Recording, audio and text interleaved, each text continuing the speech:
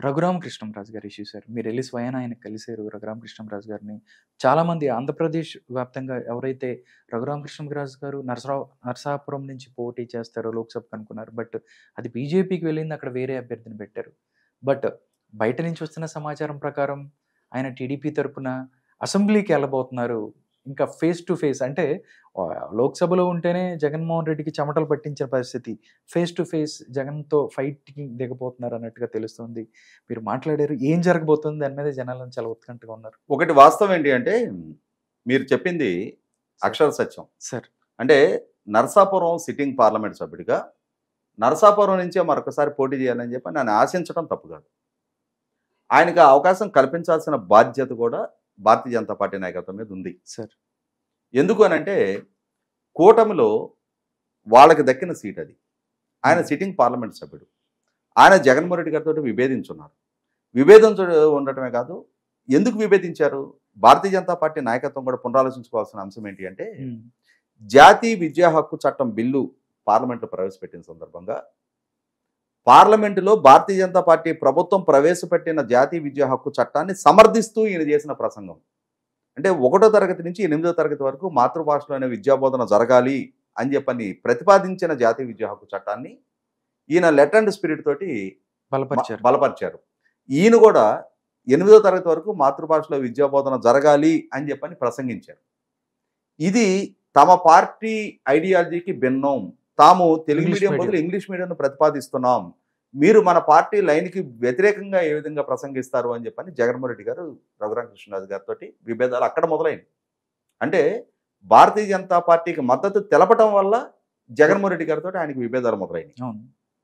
అదే సందర్భంలో జగన్మోహన్ రెడ్డి గారి పార్టీ జాతీయ విద్యా హక్కు చట్టానికి అనుకూలంగా ఓటేసింది. కానీ ఆ స్పిరిట్ని మద్దతిస్తూ ప్రసంగించిన నేపథ్యంలో రఘురామకృష్ణరాజు గారి పట్ల వివక్ష ప్రదర్శించడం మొదలైంది. అక్కడి నుంచి ప్రతి సందర్భంలో కూడా ఆయనకు ఎదురైన పరిస్థితులు, పరిణామాలు అన్ని రాష్ట్రానికి తెలుసు. ఆయన పార్టీతో విభేదించారు. ఆయన డిస్క్వాలిఫికేషన్ పిటిషన్ ఇచ్చింది పార్టీ. కస్టోడియల్ టార్చర్కి గురి చేశారు. ఒక పార్లమెంటు సభ్యుడిగా భౌతిక దాడికి గురైతే, తీవ్రమైన కస్టోడియల్ టార్చర్కి గురైతే కనీసం ప్రివిలేజ్ కమిటీ నుంచి విచారణకి కూడా పిలవలేదు. ఆ కన్సర్న్ అధికారులని ప్రివిలేజ్ కమిటీ విచారించలేదు. అయినా సరే ఆయనకు భారతీయ జనతా పార్టీ పట్ల ఒక నమ్మకం ఉంది.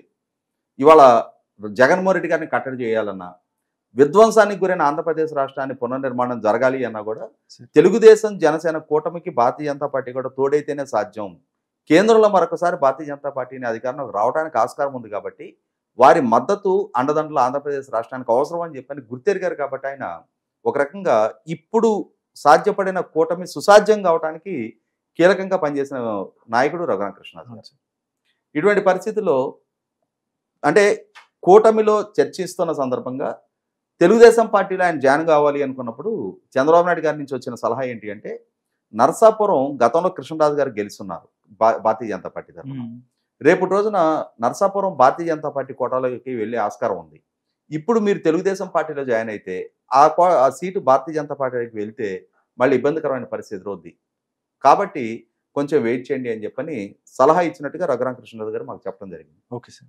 అదే సందర్భంలో నడ్డా గారిని కూడా ఆయన కలిశారు. నేను భారతీయ జనతా పార్టీలో జాయిన్ అవుతాను అని చెప్పి కలిసినప్పుడు నడ్డా గారు చెప్పింది ఏంటి అంటే కూటమి చర్చలు ఇంకా ఫైనల్ స్టేజ్ కాల వచ్చిన తర్వాత కలిసిన తర్వాత కూటమి కుదిరితే మీరు భారతీయ జనతా పార్టీలో జాయిన్ అయినా మీకు న్యాయం జరుగుద్ది. కూటమి కుదరలేదు. భారతీయ జనతా పార్టీకి ఆంధ్రప్రదేశ్లో ఉన్న బలం ఏంటో మీకు తెలుసు. రేపు భారతీయ జనతా పార్టీ అభ్యర్థిగా మీరు పోటీ చేస్తే కూటమి కనుక కుదరనప్పుడు మీకు అన్యాయం జరుగుద్ది. ఎందుకంటే ప్రత్యర్థి తెలుగుదేశం పార్టీ కనుక పోటీ పెట్టినప్పుడు మీకు నష్టం జరుగుద్ది. కాబట్టి మీరు వెయిట్ చేయండి అని ఇట్లా అంటే ఆయన ఏ పార్టీలో అయినా సరే జగన్మోహన్ రెడ్డి గారికి వ్యతిరేకంగా గళం వినిపిస్తూ జగన్మోహన్ రెడ్డి గారికి వ్యతిరేకంగా పోటీ చేస్తున్న పార్టీలో దేన్నైనా ఎంచుకోవడానికి సిద్ధపడ్డారు.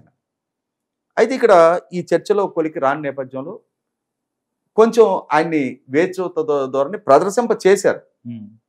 అంతిమంగా సీట్ల కేటాయింపు జరిగింది. సహజంగానే నరసాపురం స్థానం నుంచి తన అభ్యర్థిత్వం ఖరారు అవుతుందని ఆయన ఆశించారు.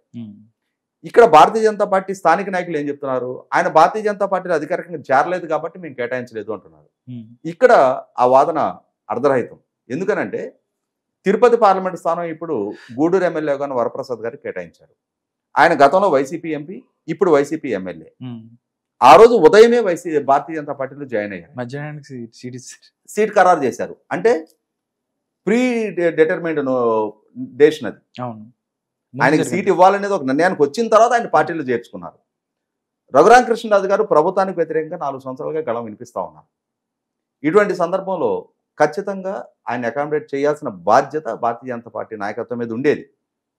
ఇక్కడ రఘురామకృష్ణరాజు గారికి అంటే భారతీయ జనతా పార్టీ నాయకత్వం ఏం చెప్తుంది, మా పార్టీ తరఫున ఎవరిని పోటీ చేయించుకోవాలనేది మా ఇష్టం. ఎస్, ఆ పార్టీ ఇష్టమే కాదంటల్లా. కానీ ఇక్కడ ఏమవుతుంది, జగన్మోహన్ రెడ్డి గారికి రఘురామకృష్ణరాజు గారికి ఉన్న విభేదాల నేపథ్యంలో రఘురామకృష్ణరాజు గారికి సీటు ఇవ్వకపోవడం జగన్మోహన్ రెడ్డి గారి ఇన్ఫ్లుయెన్స్కి లోనే ఇవ్వలేదు అన్న భావన ప్రజల్లోకి వెళ్ళిపోయింది.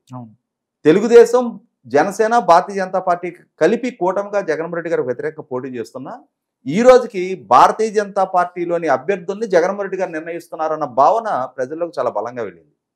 ఆ భావనని రూపుమాపుకోవాల్సిన బాధ్యత భారతీయ జనతా పార్టీ నాయకత్వం మీద ఉంటుంది. ఇవాళ మేము జగన్మోహన్ రెడ్డి గారికి అండదండ అందివ్వట్లేదు, మమ్మల్ని మా పాలసీస్ని ఆయన డిక్టేట్ చేయరు, ఆయన ఆదేశాలు మేము పాటించము అని చెప్పని ప్రజలకు సర్ది చెప్పాల్సిన బాధ్యత భారతీయ జనతా పార్టీ మీద ఉంటుంది. లేనప్పుడు దాని ప్రభావం కూటమి మీద పడదు. ఇవాళ భారతీయ జనతా పార్టీ 6 పార్లమెంట్ స్థానాల్లో పోటీ చేస్తుంది. ఒక నరసాపురమే కాదు, ఇంకొక 5 స్థానాల్లో పోటీ చేస్తుంది, 10 అసెంబ్లీ స్థానాల్లో పోటీ చేస్తుంది. అక్కడ ఓట్ ట్రాన్స్ఫర్ ఏ పార్టీ నుంచి ఏ పార్టీకి జరగాలి?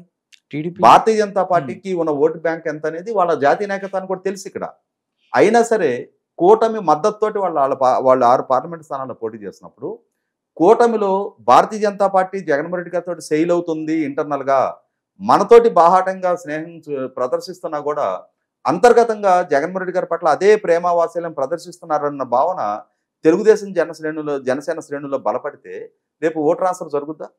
అది భారతీయ జనతా పార్టీ కదా నష్టం కలిగేది. 100% నష్టం. కాబట్టి దాన్ని చక్కదిద్దుకోవాల్సిన బాధ్యత భారతీయ జనతా పార్టీ నాయకత్వం మీద ఉంటుంది.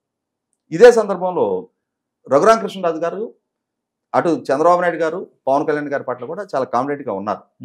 ఆయనకి అంతర్గతంగా ఆ అష్యూరెన్స్ ఉంది. అంటే భారతీయ జనతా పార్టీ అకామిడేట్ చేయకపోతే వీళ్ళ వైపు నుంచి చేస్తారు, ఖచ్చితంగా ఆయన అయితే అనాథగా వదిలేరు. అకామిడేట్ చేయడానికి ఆల్రెడీ సిద్ధం అయ్యారు.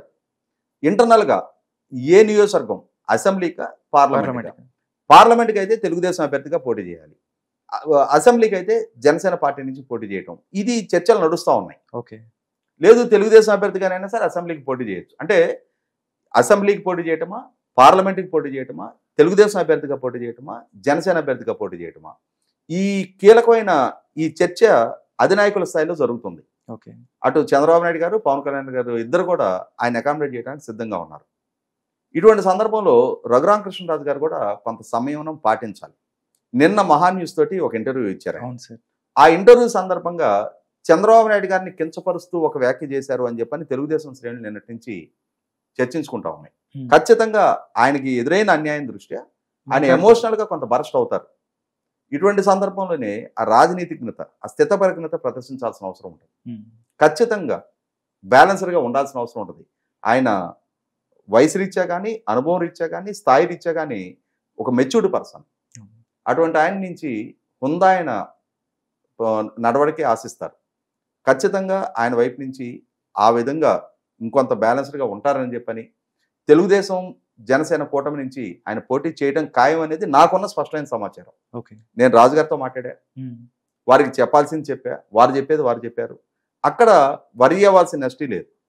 అదే సందర్భంలో జగన్మోహన్ రెడ్డి గారి ఇన్ఫ్లుయెన్స్కి లోనైన భారతీయ జనతా పార్టీ అనే అభిప్రాయం ప్రజల్లో బలపడిన నేపథ్యంలో దాన్ని ఏ విధంగా రూపుమాపుకుంటారు? ఇవాళ ఎందుకు కూటమిలో భారతీయ జనతా పార్టీ జాయిన్ అయింది, ఎందుకు వాళ్ళకి అన్ని సీట్లు ఇచ్చారు అనేది ఇవాళ ప్రజల్లో ఇంత చర్చనీయాంశంగా మారిన నేపథ్యంలో ఇందుకు మాకు ఇచ్చారు, మా సామర్థ్యం ఇది, మేము ఈ విధంగా కూటమికి అండగా ఉండబోతున్నాం, రాష్ట్రానికి అండగా ఉండబోతున్నాం, జగన్మోహన్ రెడ్డి గారిని ఈ విధంగా కట్టడి చేయబోతున్నాం అని చెప్పని వాళ్ళకున్న అధికారం, వాళ్ళకున్న వ్యవస్థల బలంతో రుజువుపరచాల్సిన బాధ్యత భారతీయ జనతా పార్టీ మీద ఉంటుంది. వాళ్ళని కూటమిలో జాయిన్ చేసుకోవడం అనేది ఒక ఫ్లూక్గా జరిగిన నిర్ణయం కాదు. వాళ్ళు కూడా డిజర్వ్డ్ క్యాండిడేట్లే అని చెప్పని సమాజానికి, రాష్ట్ర ప్రజలకి, పౌర సమాజానికి రుజువుపరచాల్సిన బాధ్యత భారతీయ జనతా పార్టీ మీద ఉంటుంది.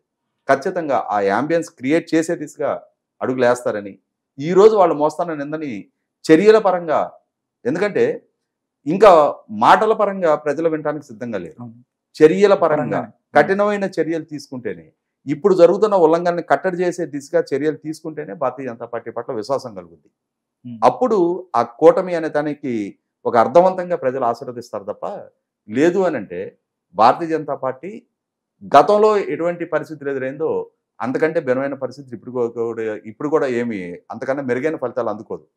ఖచ్చితంగా మెరుగైన ఫలితాలు అందుకోవాలి అని అంటే your actions should speak louder than your words. ఇది గుర్తుపెట్టుకోవాలి.